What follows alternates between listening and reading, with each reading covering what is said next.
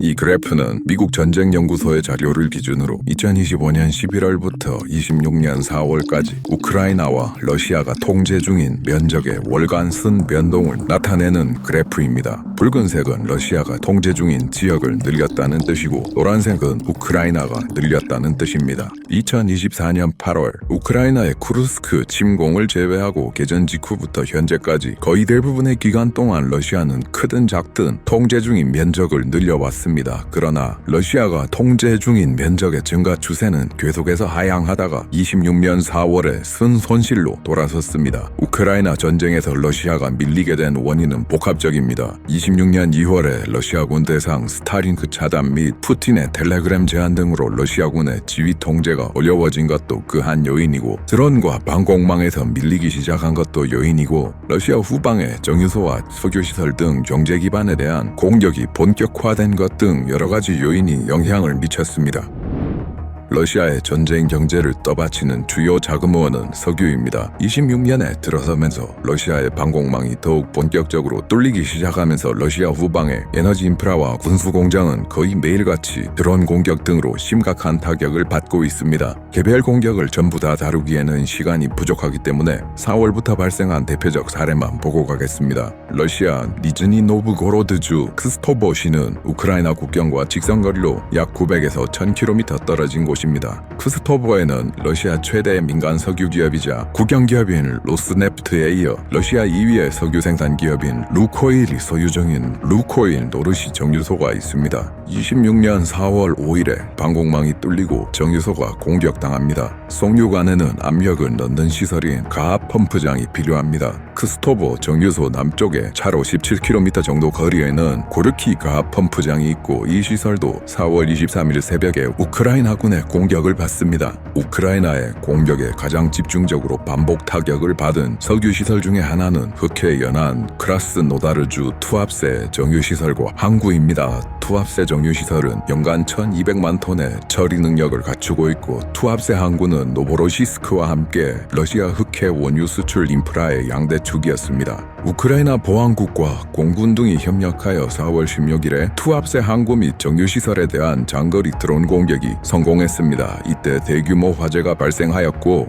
다량의 기름이 유출됩니다. 화재를 진압한 지 얼마 되지 않은 4월 20일에 다시 정유소 등이 공격을 받아 정유소의 가동이 중단됩니다. 4월 20일 공격으로 다수의 저장 탱크가 파괴되면서 기름이 유출되었습니다. 우크라이나의 공격으로 대량의 기름이 불타면서 그 재와 연기가 대기 중으로 뿌려졌고 투합세 인근에는 기름 비가 내렸습니다. 공지 중에 뿌려진 물질이 비가 내릴 때 비에 섞여서 도시 전체에 다시 내려앉았습니다. 4월 26일자 유럽연합 코페르니쿠스 프로그램의 센티널2 위성사진에서는 투합세에서 유출된 기름이 50km 퍼져 있는 것이 확인되었습니다. 그 이후 기름띠는 더욱 멀리 퍼져나갑니다. 4월 28일에는 우크라이나 무인장비군 등이 투합세 정유소에 대한 제3차 공격에 성공했고 제3차 공격은 저장탱크 구역 등이 중심이었습니다. 앞선 공격으로 이미 가동이 중단된 투합세 정유소는 제3차 공격으로 복구 일정이 더욱 지연되게 됩니다. 이즈음에 베도모스티라는 러시아 언론 보도에 따르면 크라스노다르 지역 보건부가 투합세에서는 수돗물의 사용을 금지했고 생수를 사서 마시라는 조치가 내려집니다. 5월 1일에 화재가 진압된 지 얼마 안 된 투합세에 우크라이나군이 제4차 공격을 가합니다. 우크라이나군 총참모부는 공식 텔레그램 채널을 통해서 4월부터 5월 1일 사이에 공격으로 투합세 정유소 항구 인프라에 3억 달러, 원화 약 4,300억 이상의 피해를 입혔다고 발표했습니다. 같은 시설이 한 달 남짓한 기간 동안 4번 타격을 받는다는 것은 러시아의 방공망이 석유 생산 및 운송 기반 시설을 지킬 능력 또는 의지가 매우 떨어졌다는 것을 의미합니다. 4월 18일 우크라이나 국경에서 약 800에서 900km 떨어진 러시아 사마라주의 시즈란 정유소와 노보쿠이비셰프 정유소가 우크라이나군의 공격을 받습니다. 야로슬라브리라는 도시는 우크라이나 쪽에서 봤을 때 모스크바보다 더 후방에 위치한 도시입니다. 4월 26일 새벽에 야로슬라브의 슬라브네프트 야노스 정유소가 공격을 받습니다. 우크라이나군 총참모부에 따르면 이 정유소는 연간 1,500만 톤의 석유를 정제할 수 있고 최종 제품으로 휘발유, 디젤 등을 생산하는 중요한 거점이었다고 합니다. 5월 9일은 러시아의 큰 명절인 전승절이 있는 날입니다. 방공망이 숭숭 뚫리는 상태가 되자 전승절 퍼레이드에 우크라이나 드론이 날아드는 상황을 막기 위해서 현지 시간 5월 4일에 러시아 국방부 성명을 통해 5월 8일에서 9일 이틀간 휴전을 일방적으로 선언했습니다. 우크라이나군은 휴전 선언을 무시하고 5월 8일에 야로슬라블 정유소를 재공격합니다. 페름은 우크라이나 국경에서 직선거리로 1500에서 1600km 정도 떨어진 곳이고 오일 펌프와 저장시설 등이 위치한 곳입니다.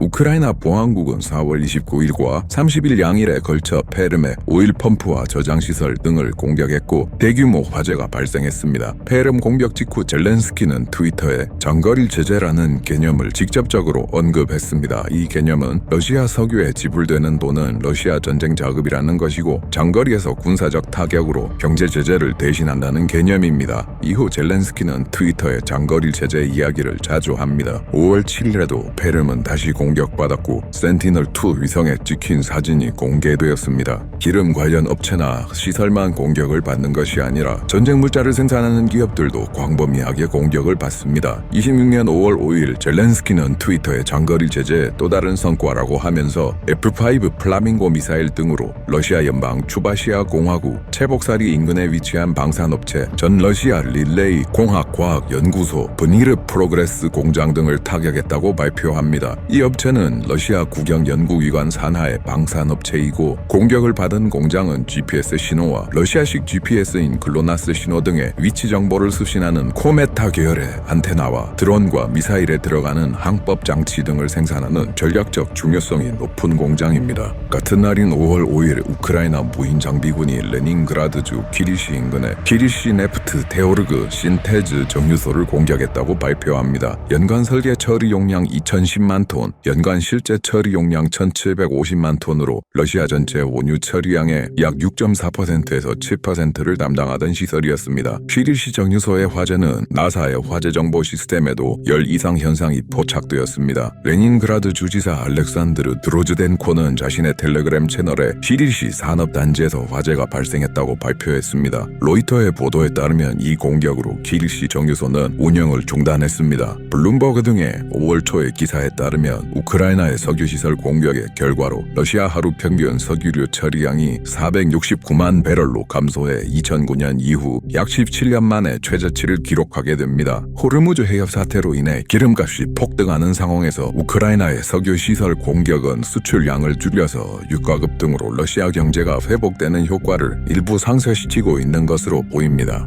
산업용, 군용, 폭발물 공장인 스베르들로프 공장은 니즈니 노브고로드주 제르진스크에 있습니다. 4월 30일에 이 공장이 우크라이나의 장거리 공격 드론인 AN-196UT 2대의 공격을 받아서 건물 2동이 손상되었습니다. 우크라이나 무인장비군은 4월 29일에 우크라이나 국경에서 약 150km 떨어진 보로네시 지역에서 정비 중이던 힙과 하보크 헬리콥터를 드론으로 타격하는 영상을 공개했습니다. 5월 5일 러시아 연방항공운송청은 15개 도시의 공항에 제한 및 중단 조치를 시행했습니다. 공식적인 이유는 전승절 퍼레이드를 위한 보안 조치라고 발표했으나 실제 배경은 우크라이나의 드론 공격 가능성을 우려한 조치였다고 보는 견해가 많습니다. 이게 쓸데없는 걱정이나 과잉 조치는 전혀 아닙니다. 현지 시간 5월 7일에 로스토프 나도누에 위치한 러시아 남부 전역의 항공 관제를 담당하는 기관인 로스토프 나도누 항공교통관제센터의 건물이 우크라이나의 공격을 받았습니다. 이로 인해 그로즈니 소치를 포함한 러시아 남부의 총 13개 공항의 운영이 일시적으로 중단됩니다.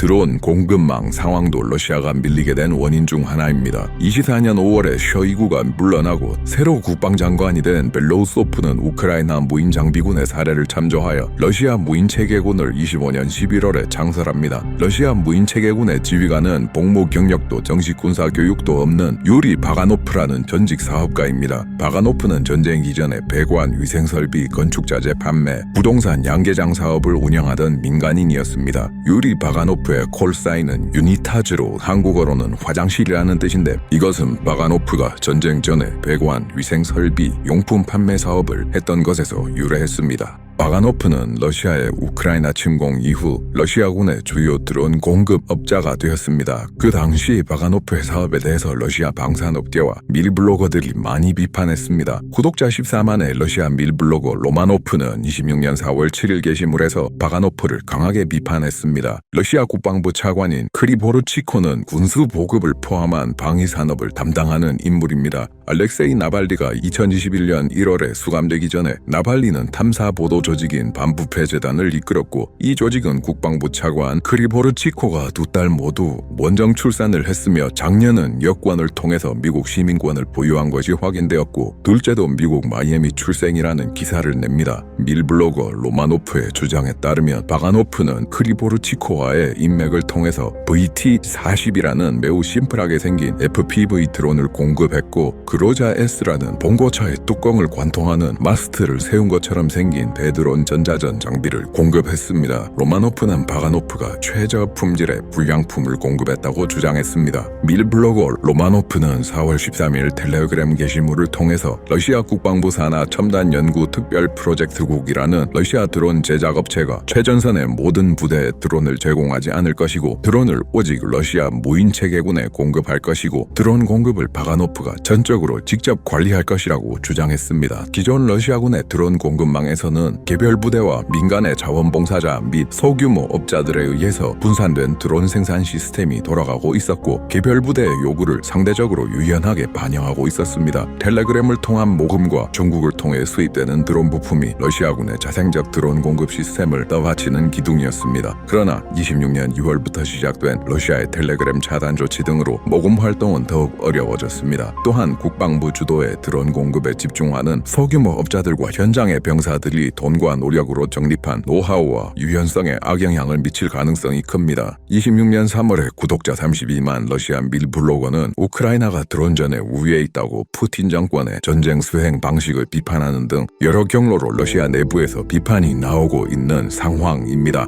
TVP 월드의 26년 4월 기사에 따르면 우크라이나 무인장비군 사령관 로베르트 마자르는 러시아는 4개월 연속으로 전선에서의 손실을 충당할 만큼 병사를 모집하는데 실패했다라고 발언했습니다. 개전 초기 러시아는 수감자들을 투입하다가 이것이 한계에 달하자 러시아 평균 연봉을 훨씬 상회하는 고액 급여를 제시하면서 계약병을 전선에 투입했습니다. 이와 동시에 외국인들도 계약의 형태로 우크라이나에 투입했습니다. 러시아 국방부가 제시할 수 있는 급여 수준에서 모스크바 이외의 변두리 지역에서 모집 가능한 인력 풀은 거의 소모되어 가는 것으로 보입니다. 그래서 러시아가 다음으로 선택한 대상은 대학생들이었습니다. 26년 3월에는 러시아에서 대학생들을 대상으로 드론 조종 특기 계약병으로 입대하라는 캠페인을 진행했고, 그 진행 과정에서 암격을 가했다는 의혹이 제기되어 여론의 역풍을 맞았고, 국방부는 대학생들에게 암격을 가한 적이 없다고 부정했습니다. 지금 보시는 것은 26년 5월에 러시아 텔레그램 채널에 게시된 드론 조종사 모병 광고입니다. 대학교를 배경으로 학사모를 낀 드론 운영병사라는 다소 신기한 이미지입니다. 이 광고에서는 연간 750만 루블, 원화 약 1억 2천만 원 정도의 급여와 1년 계약 후 연장 없이 제대할 수 있다고 선전하고 있으며, 본인 또는 가족에게 모스크바 소재 대학에 입학할 수 있는 기회를 준다고 광고하고 있습니다. 그러나 이에 대한 반응은 긍정적이지 않았습니다. 병력 모집 목표를 채우기 위해서 거의 대부분의 수단을 사용하고도 미달이 나고 있는 상태이지만, 정치적 부담 때문에 푸틴 정권이 선택하지 않고 있는 것은 모스크바 등 대도시에서의 징집입니다. 모스크바 등 대도시의 중산층은 푸틴의 핵심 지지 기반이고 우크라이나 전쟁의 영향을 가장 적게 받고 있는 곳입니다. 그러나 푸틴 정권은 인터넷 통제 등 사회 통제를 강화하고 있습니다. 그 수단으로 텔레그램 차단, 국가 주도 앱인 맥스의 사용 추진, VPN 차단 등을 추진하고 있습니다. 가장 효과적인 VPN 차단 정책은 15GB를 초과하는 모든 해외 트래픽에 대해서 1GB당 150루블 약 2,600원을 추가로 부과하겠다는 것입니다. 현재는 기술적 문제로 해외 트래픽 추가 요금은 아직 시행되고 있지 않지만 곧 시행될 것으로 보입니다. 일각에서는 이런 인터넷 차단 정책이 대도시에서의 병력 동원을 추진하기 위한 사전 포석이라고 해석하는 사람도 있고, 단순히 경제적 사회적 불만을 통제하기 위한 것이라고 해석하는 사람도 있습니다. 22년 2월에 전쟁이 시작되어 대본을 쓰는 현재 시점이 26년 5월이니까 우크라이나 전쟁은 4년 3개월 차입니다. 러시아 총인구는 약 1억 4천만에서 1억 5천만 수준입니다. 그런데 우크라이나 전쟁의 러시아 측 사상자는 134만으로 인구의 1%에 가까워지고 있습니다. 드론 우위를 잃은 러시아가 전승절 행사에 드론이 날아드는 것을 막기 위해 러시아 국방부는 일방적으로 휴전을 선언했습니다. 이 휴전에 대해서 구독자 60만의 미 블로거 군사정보원은 푸틴 정권에게 중요한 것은 붉은 광장에서 탱크를 보여주는 것이고 나머지는 사소한 것이다 라고 비판적으로 언급했습니다. 그러나 이번 전승절 열병식은 중장비가 거의 없는 알보병 열병식이라서 이 비판은 사후적으로 틀린 것이 되었습니다. 우크라이나의 전승절 휴전을 강제하기 위한 압력을 가하기 위해서 러시아 외교부 대변인 자하로바는 전승절 행사를 공격할 경우 러시아가 키이우에 대규모 반격을 가할 수 있으니 키이우의 외교사절단과 국제기관 직원 및 시민들은 대피하라고 엄포를 놓았습니다. 젤렌스키는 전승절 전날인 5월 8일에 모스크바 붉은 광장에 좌표를 표시하고 전승절 행사 기간 동안 붉은 광장을 공격하지 않는다는 대통령령을 포고하는 쇼맨십을 보입니다. 미하일 호도르콥스키는 1990년대 말과 2000년대 초반 사이에 석유 올리가르히였으나 개혁 성향 시민단체를 설립하고 푸틴 정권과 대립하다가 수감되었다가 석방된 후 서방으로 망명한 사람입니다. 이 사람이 2017년에 설립한 탐사 보도 언론이 도시의 센터이고 이 매체의 목적은 향후 법원에서 푸틴 정권 관련 부패 및 범죄 행위의 증거로 쓸 수 있는 자료들을 수집하는 것이라고 합니다. 이 매체는 특종이 많은데 그중에 푸틴의 숨겨진 아들과 호화 요트 관련 기사 등이 있습니다. 푸틴 정권에 숨겨진 실세인 세르게이 킬리엔코의 주도로 26년 2월부터 우크라이나 종전 계획을 작성했고 도시의 센터가 그 프레젠테이션을 입수해서 2026년 5월 7일에 보도합니다. 프레젠테이션의 제목은 승리 이후이고 이 페이지에는 러시아가 일방적으로 승리할 수 없는 현실을 전제합니다. 예를 들어 항복 문서의 수령, 키이우의 점령, 젤렌스키의 교체 등은 불가능한 현실이라고 써놓았습니다. 이 페이지에는 전쟁 종식을 제국주의와 세계화와 집단 서방에 대한 승리로 정리했습니다. 이 관점은 전쟁 개시 직후부터 지금까지 계속되는 러시아 프로파간다의 기본 관점입니다. 3페이지에는 우크라이나 전쟁에 참여하지 않은 밀 블로거들과 참전 용사들에 대해서 어떻게 대응해야 하는지 등을 논의합니다. 그리고 7페이지에는 전쟁의 지속을 원하는 것은 러시아를 고사시키려는 유럽뿐이다 같은 언급도 있고 평화를 만드는 사람은 신의 아들이다 같아 보이는 기독교 경전 구절 같은 것도 써 있습니다. 이 문건은 대규모 동원을 하지 않는 한 전선에서 병력을 채울 수 없는 상황에서 크렘린이 기획하는 종전 시나리오입니다. 이를 반영해서 이 페이지에는 과도함은 패배이며 전쟁을 계속하는 것이 피로스의 승리가 될 수 있다고 하며 제때 멈출 줄 알아야 한다고 적혀 있습니다. 이 문건은 결정적 승리 없이 체결될 평화협정을 국민들에게 설득하기 위한 선전에 초점을 맞춘 문건입니다. 다만 워싱턴 포스트 등의 보도에 따르면 푸틴의 측근 그룹 내에 정치적 수단으로 상황을 타개하자는 대통령 행정실 중심의 세르게이 킬리엔코 파발과 인터넷 차단 등으로 사회 통제를 강화해서 상황을 관리하자는 FSB 파벌 간의 갈등이 있다고 합니다. 그러나 휴전 협정 이후 대국민 선전을 기획하는 문건이 나온다는 것 자체가 푸틴 정권의 전쟁 수행 능력이 저하되었다는 것을 보여준다고 할 수 있습니다. 오늘 이야기는 여기까지입니다. 구독과 좋아요 부탁드립니다.